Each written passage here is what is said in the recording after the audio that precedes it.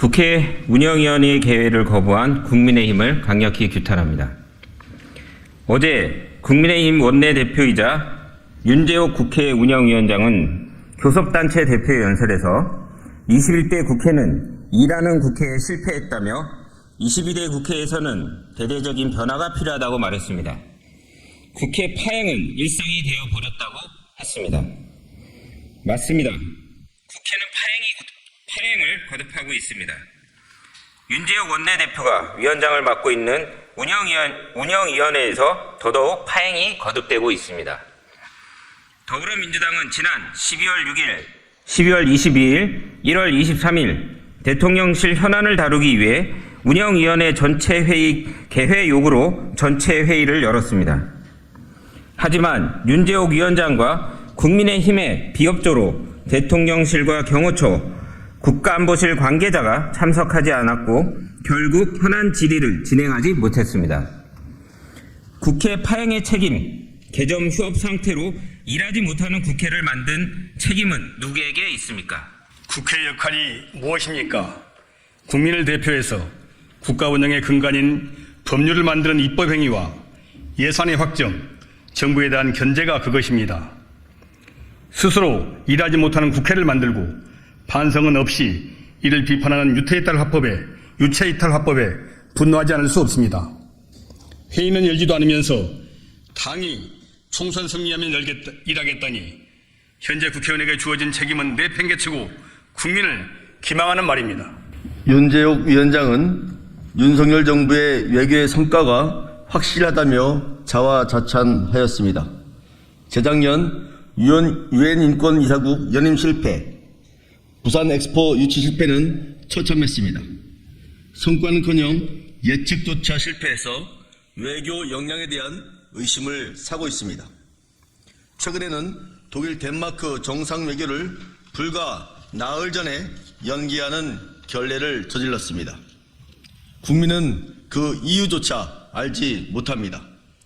김건희 여사 특검에 대한 거부권 행사와 명품백 수수 의혹 등 리스크를 해결하지 못해 동행하지 않을 수도 없어 연기했다는 언론 보도에도 해명조차 하지 않고 있습니다. 국회 운영회를 통해서 설명을 요구하고 따져 물어야 하지만 국회는 이를 하지 못하고 있습니다.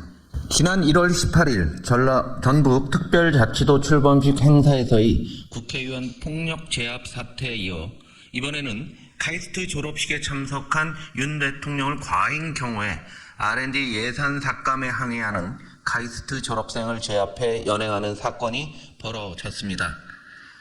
지난 1일 분당 서울대병원에서 윤석열 대통령이 참석한 가운데 열린 의료개혁 민생토론회 행사장 앞에서도 대한소아청소년과 회장이 행사장 입장을 요구하다 입이 틀어막혀 끌려나간 사실이 뒤늦게 알려지기도 했습니다.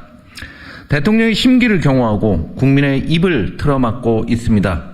윤석열 대통령의 직접 사과는 물론 책임자인 김용현 경호처장에게 직접 책임을 물어야 할 중대한 일입니다.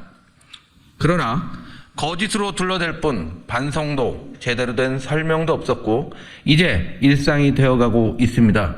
국회 운영위원회에 나와 국민 앞에서 이번 사건의 경위를 소상히 설명해야 합니다. 해병대원 사망 사건 직후에 윤석열 대통령이 관련 내용을 직접 보고받은 정황도 드러났습니다.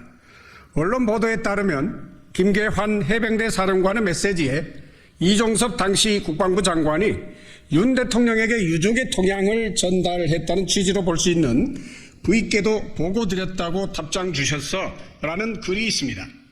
지난해 8월 열렸던 국회 운영위원회에서 조태용 당시 국가안보실장은 윤 대통령이 파악하지 않고 관여하지도 않았다고 했습니다. 언론의 보도가 사실이라면 국회와 국민에게 거짓말을 한 것입니다. 국회 운영위원회를 다시 열어 반드시 사실을 확인해야 합니다. 국민의힘과 윤재옥 위원장에게 요구합니다. 국회의 기능을 마비시키려 하지 마십시오. 국회가 제 역할을 다할 수 있도록 운영위원회를 비롯한 각 상임위의 정상적인 운영에 협조해야 합니다. 국민의힘은 정당의 책임을 다해야 합니다. 정부 견제의 책임이 있는 국회의 구성원으로서 최소한의 의무를 저버려서는 안 됩니다.